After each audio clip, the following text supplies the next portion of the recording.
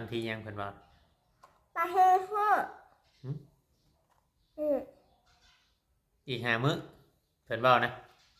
เออ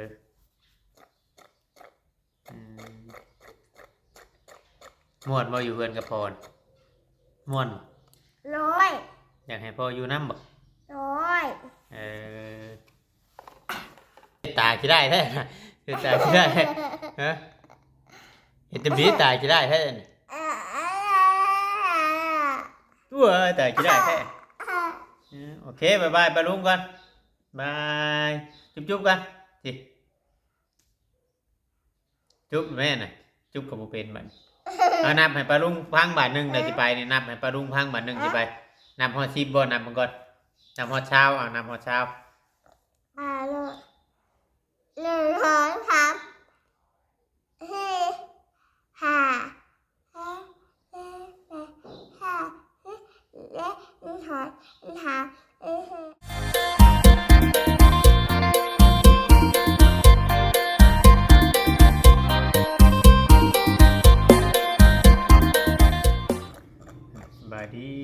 สบายดีพ่อแม่พี่น้อง FC เบิดสุขุสุคนพี่น้องเนาะ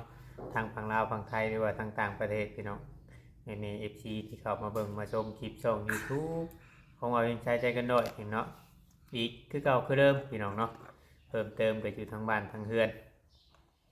บ่ได้ไปถ่ายคลิปข้างนอกมื้อนี้พี่น้องเนาะฝากพ่อแม่พี่น้อง FC เข้ามาเป็นกำลังใจให้ในเด้อพี่น้องเนาะอยู่ทางเฮือนกับน้องวิตี้พอดีเป็นวันเสาร์เอาเพียงเนาะ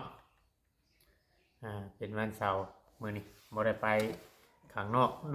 ลูกสาวก็หยุดโรงเรียนเอาไปลองไปโรงเรียนนะว่ามื้อนี้เนาะเขารู้แล้ว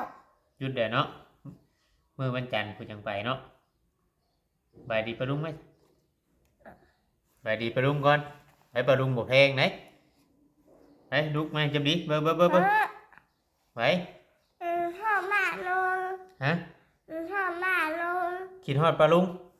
เอากินฮอดปะลุงก็ต้องบายดีเด้บายดีจับดิบายดีปะลุงเด้อบายดีมาโลล่าหนาวซ้ำสิเนาะหนาวพับหนาวมากเลยเล่นพับฮะเล่เซลหนาวเล่กินเบิดได้นมน่ะดูจับดิแล้วเบิ่งแซ่บบ่นมมื้อนี้น่ะอร่อยไหมอร่อยมากไหมอร่อยมากแท้นมสูงบ่นี่น่ะโดยเด้เพื่อนวันเสาร์พี่น้องเนาะวันเสาร์บ่ได้ไปโรงเรียนนั่นแหละอาจจะเป็นวันคุณแดนอาจจะวิทย์บุญมันชาติคุณมาจากบัดนี้พี่น้องเนาะวิทย์วันที่2ธันวาหลังวันที่2ธันวาคุณมาจากพี่น้องเนาะเพิ่นสิเข้าบ่เพิ่นบอกเจ้าอยู่บ่โรงเรียนวันที่ยังเพิ่นว่าปลาเฮือ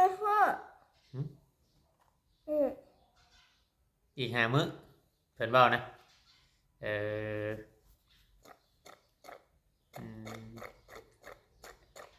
ม่วนบ่อยู่เพื่อนกับพ่อม่วนร้อยอยากให้พ่ออยู่นำบ่ร้อยอันนี้กินยังน่ะอันนี้แหละฮะอันนี้กินยังลูกกินบ่ข้าวพอกินบ่บ่กินอันนี้กินนมนี่เบิ่งแกนมให้นั่นไอยังอยากกินขนมพ่อนะขนมกินก้อนหนึ่งเด้อกินก้อนหนึ่งเนาะโอเคเอา2 อันเบิ่ง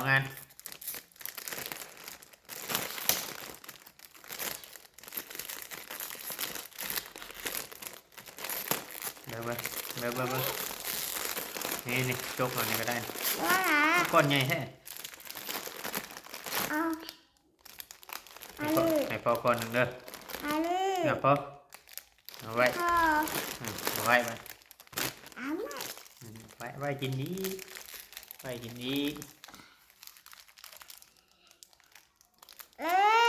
แม่งจะแกให้นุ่มยังซื้อมาอันนี้นะฮะโอเล่เมโอไลฮะโอเล่เมโอไลนมโบเล็ดบ่ร้อยแซ่บบ่ปลาดุงว่าแขวพันวิวตี้ไปเที่ยวแต่ปลาดุงบ่ไอ้ไหน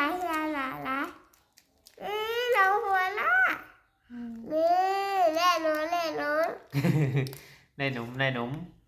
นี่แหละโอล่า ได้กินบ่ เนาะ แซ่บบ่ แพ้ โดยเลย เนาะ อืมอร่อยจริงๆไหมฮะ ร้อย อืมพังพอจะถามนะกีฬาเช้ากินฮอดแม่ได้ ทานเลย เช้าได้อืมตอนค่ำพูดจังกินฮอดตอนเว้นน่ะบ่กินฮอดบ่ตอนค่ำน่ะกินฮอดโดดบ่เป็นหยังเป็นหยัง อืม เอากัดมือตัวเอง กัดมือตัวเองอืมเบิ่งเด้อ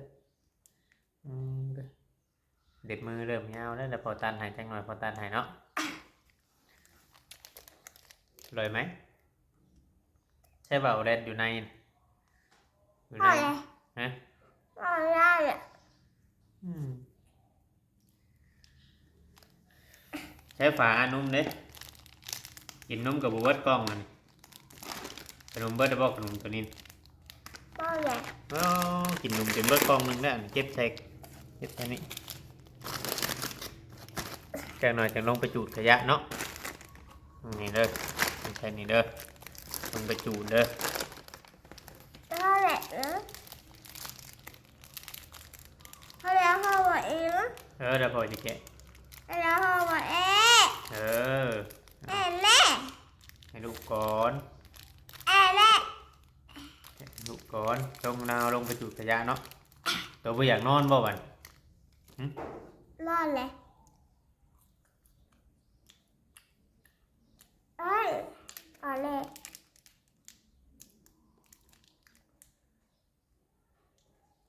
เอาไม่เอาเลย ดี ล่ะ ของพ่อยัง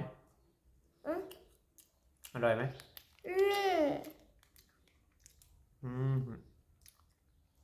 หนาวมาก หวานป่ะหวานเนี่ยช็อกโกแลต อืม อืม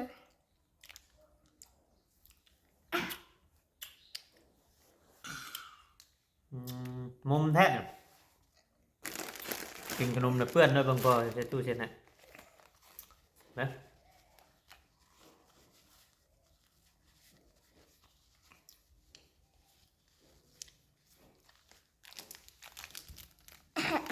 พอเด้อบัดนี้เด้อไอายเด้อ อืม หืมนี่ โลล่าละแม่อร่อย อันนี้แม่นบอก หนึ่ง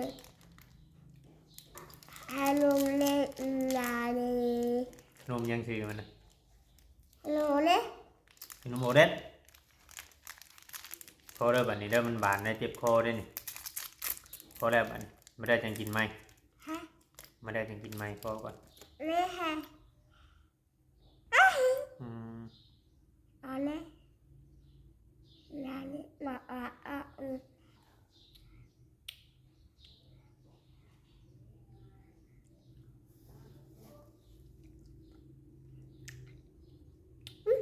มอร่อย อร่อยไหม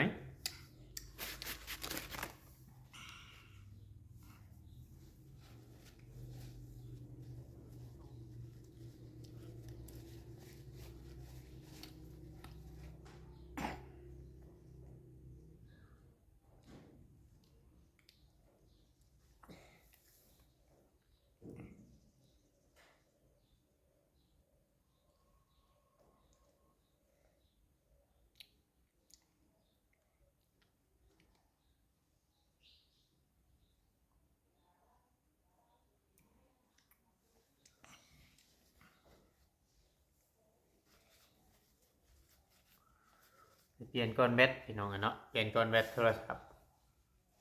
เปลี่ยนก้อนแบตโทรศัพท์น้องวิติอันที่ว่าเวียงให้เบิ่งมื้อนั้นน่ะมันปิดๆรับๆปิดๆเปิดๆน่ะเปลี่ยนก้อนแบตประมาณ3เซนพี่น้องเนาะประมาณ500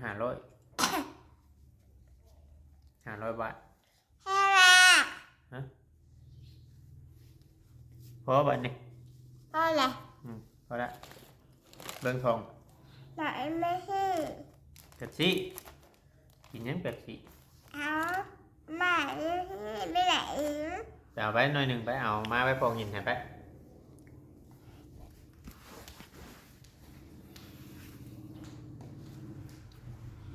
ไปเปลี่ยนก้อนแบต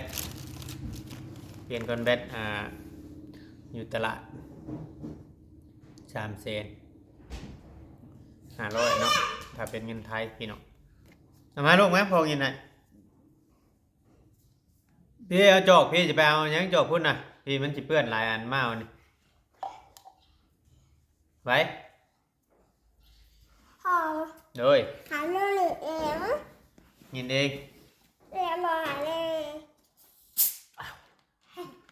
เอาหน่อยหนึ่งเด้อหน่อยหนึ่งเด้อกินได้มันกัดกระเพาะได้พอมาขอจานไป แล้วเอาให้ดูหน่อ เลิกใจ ย ยินให้นั่นนึงพอเอาไปใส่ตู้ไว้แบบนี้ใส่ตู้ไว้ไปเมย์กินนะให้เมย์มาเมย์กินนะ แม่อีโอ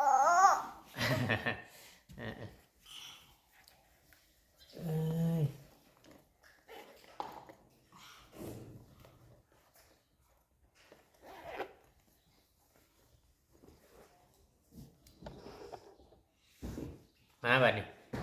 ไว้ตู้นะอัดไว้ตู้นะ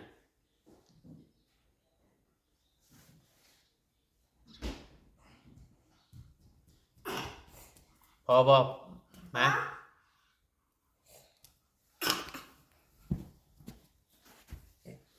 เชื่อกันน้อยแหละเชื่อแก่งว่าเชื่อตัว3 ตัวได้ตัวนุ่งเชื่อนี่ มันหนาวแห้งนุ่งเชื่อกับ3 ตัวชดหนาวแห้งบ่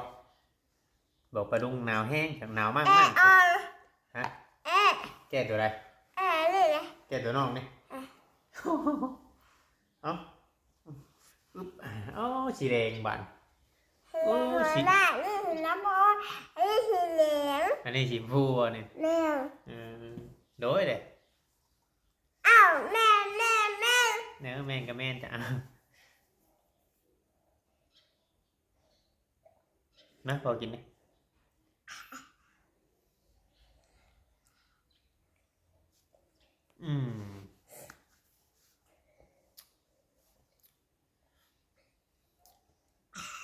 โอ้เตะ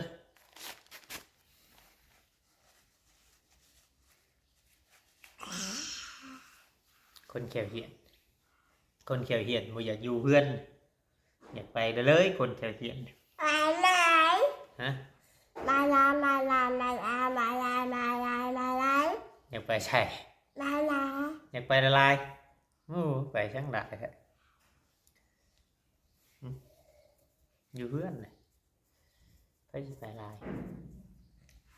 บอลมาลี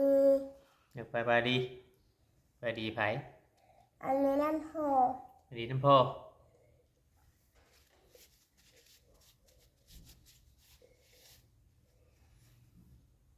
แต่พอได้ไปนอน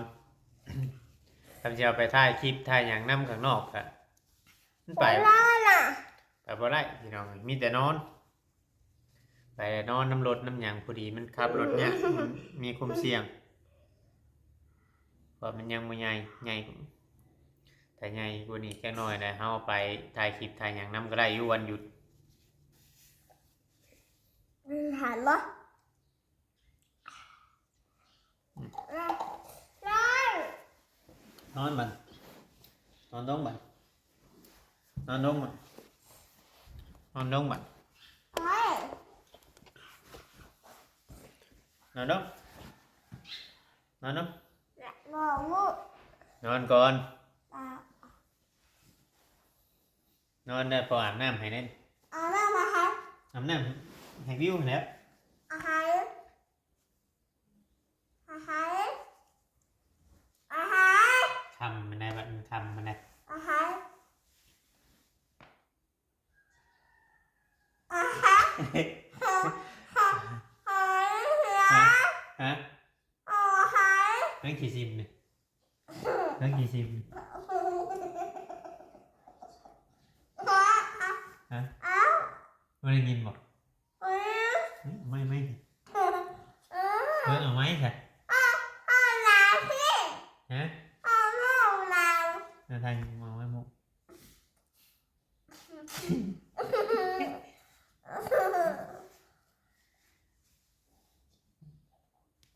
าเรา ฮะ เอาเรา หลังในไร เอาเรา อาบน้ำนอน เอาเรา บัวได้ไปแล้ว สิไปยังถึงอ่อนสิไปยังเหนื่อยแค่คนบ่มีแขนคนบ่มีแขนทั้งเทิงคนบ่มีแขนทั้งเทิงนี่คนบ่มีแขนทั้งเทิงนี่แม่นบ่แม่นบ่เมื่อตัวโหดได้พักก่อนฮะยังอยู่ยังเมื่อโหดพักเลยเป็นยังหึ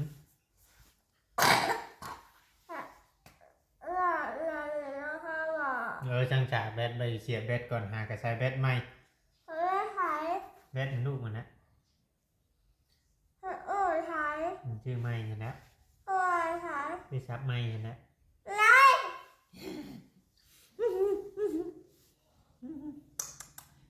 ปุ๊กกูปุ๊กกูปุ๊กกูปุ๊กกูปุ๊กกูปุ๊กกูเจ๊กเจ๊กเจ๊กเจ๊ก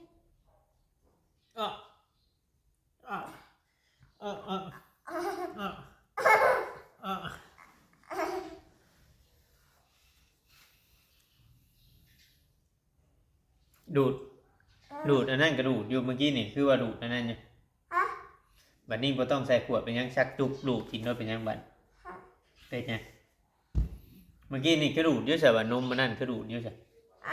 นมผมตีนกระดูดอยู่เมื่อกี้มันน้อยนะรูดถ้ามันใหญ่มันใหญ่ไม่กินมาเบิดบ่ตัวน้อยน่ะกินเบิดตัวใหญ่น่ะกินมาเบิดตัวใหญ่ต้องใส่นี้ตัวน้อยน่ะชักจุบโลดบ่โดย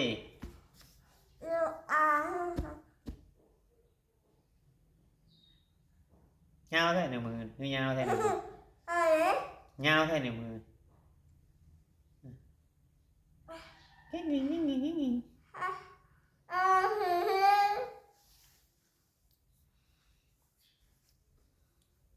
มวนบ่อยู่น้ำพรให้พ่อไปบายดีบ่อยากไปด้วยนั่นแหละมันตัวสินอนก็นำรถมานอนมาไปตลาดเมื่อกี้นี่คือนอนจ้ะไปโดดมาแต่ใส่แบตโทรศัพท์คือนอนฮะบ่เห็นปลาลุงเลยบ่เห็นปลาลุงก็เดียวเบิ่งบ่ได้ปลาลุงเบิ่งอยู่น่ะเป็นยังวิธีคือนอนปลาลุงถามนอนแล้ว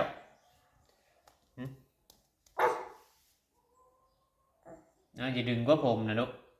ถ้าจะดึงผมพ่อก็คิดก้านบีให้แล้วดึงน่ะเลยมัดบีให้งามมาดึงมันก็บ่งามนะบัดพ่อบ่ได้บีให้ได้บ่นะขอโทษไหมจ๊ะขอโทษกับนุ่มมือเราขอโทษ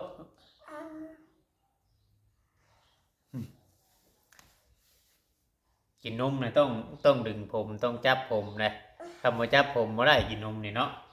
ต้องจับผมตลอดเนาะอยากดึงผมอยากมัดผมเดี๋ยวพอมัดให้พอมัดให้เนาะ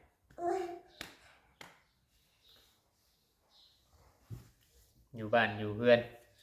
น่าจะมื้ออื่นว่างๆก็สิเดินออกไปหาถ่ายคลิปพ่อแม่พี่น้องเบิ่งเดี๋ยวมื้อนี้พอดีไปเปลี่ยนแบตโทรศัพท์มาแล้วก็มันสายเดี๋ยวเลยอยู่บ่ได้ออกไปข้างนอกมันก็10 โมงแล้วพี่น้องเนาะเวียงเองก็บ่ได้ออกไปข้างนอกนี่แต่ว่านั่น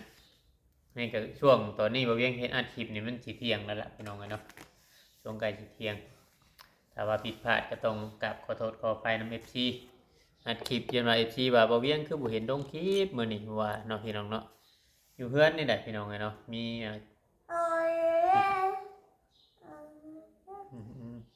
เอาพี่น้องผิดพลาดก็ต้องกราบขอโทษขออภัยนำแม่ๆ FC เบ่ทุกผู้ทุกคนพี่น้องเนาะทางฝั่งลาวฝั่งไทยหรือว่าทางต่างประเทศมีแต่ว่าเฮาสิขอจบคลิปลงไว้แล้วบัดนี้พี่น้องเนาะเดี๋ยวตอนแรกเฮาก็สิมาอัปเดตทั้งอันพาน้องวิวหารถรอดิแล้วก็เมื่อเด่นอยู่เฮือนยาเนาะเดี๋ยวเมื่อเด่นเฮือนยาเนาะโดยเด้บ่เมื่อบ่อยู่กับพ่อนี่แม่งติดผมนี่บ่มาสบายดีลูกมาสบายดีป้าลุงก็สิไปเด้มาฮะ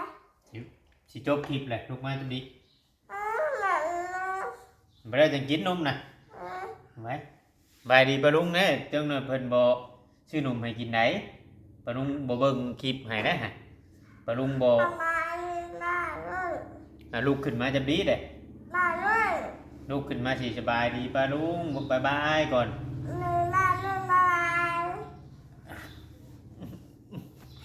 เฮ็ดจับดีเฮ็ดจับดีจับดีเบิ่งสิถ่ายรูปเลยนี่จับดีนี่เบิ่งเดียวเบิ่งเบิ่งลุงสิถ่ายรูปนี่อย่าเฮ็ดตาสิได้แท้เฮ็ดตาสิได้ฮะเฮ็ดจับดีตาสิได้แท้นี่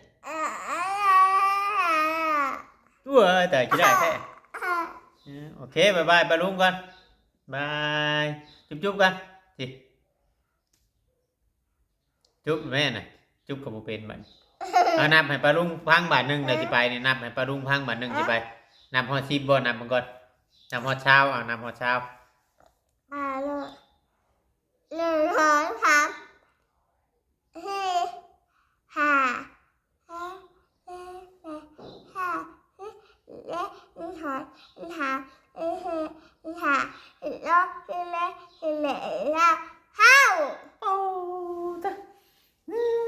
นอนบัดตึม